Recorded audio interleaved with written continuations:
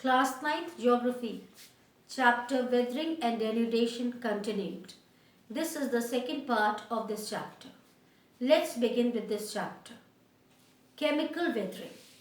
The decomposition of rocks is called chemical weathering.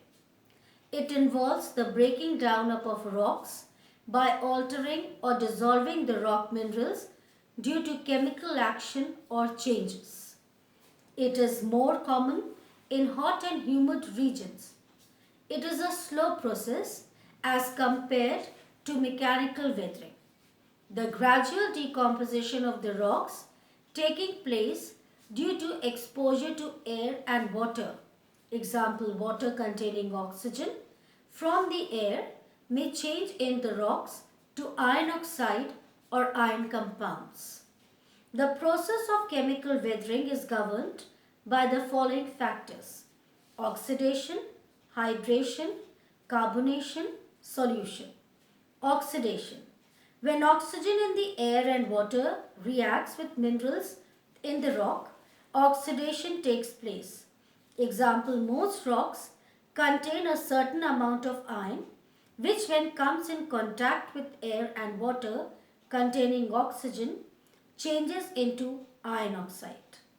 Iron oxide crumbles easily and is far more easily eroded than original iron. As it is removed, the rocks are weakened and thus decomposed. Oxidation not only changes the composition of rock minerals but also its appearance and obtains brownish crust or rust. The soils thus formed are reddish brown in color, example red soils. Hydration. The chemical reaction of water with minerals changes the proportion and composition of rocks and minerals.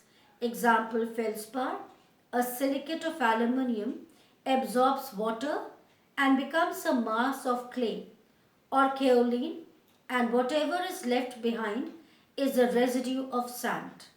It weakens the rock and ultimately the rocks breaks up. Carbonation. Carbonation is the reaction of carbonic acid on minerals.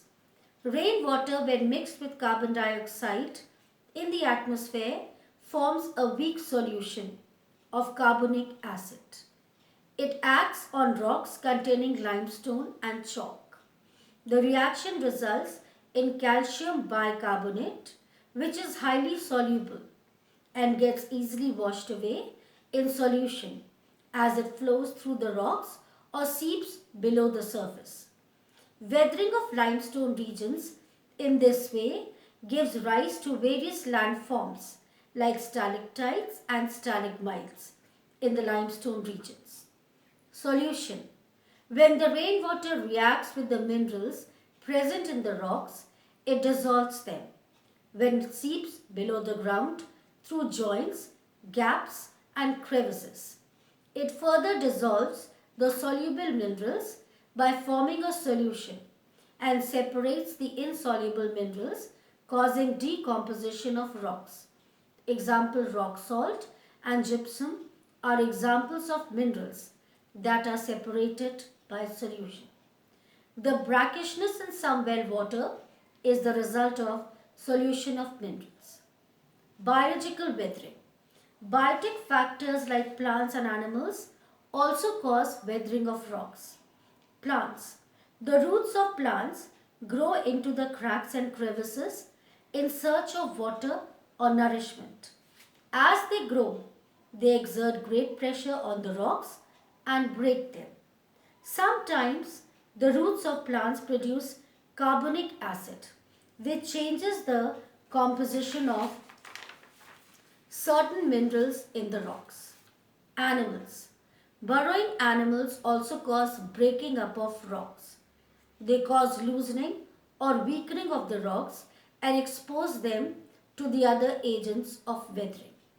Human activities such as road construction, work, mining, farming and deforestation cause weathering and disintegration of rocks.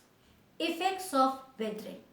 The decomposition and disintegration of rocks brings about a lot of changes on the Earth's surface. Its effects are both constructive as well as destructive.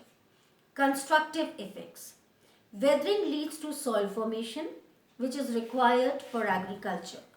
The weathering process leads to exposure of new minerals, which becomes easy to be exploited. Example, chemical weathering gives rise to many new minerals having economic value. Weathering may provide new landscape, example, karst topography. Weathering may also provide building materials such as cement and limestone. Destructive effects. Mechanical weathering may cause extensive soil erosion, which may affect agriculture. Landslides may cause havoc in mountainous areas. Chemical weathering may dissolve the soluble components of the soils. This may cause the soils to become infertile and may affect farming activities. Here ends this chapter.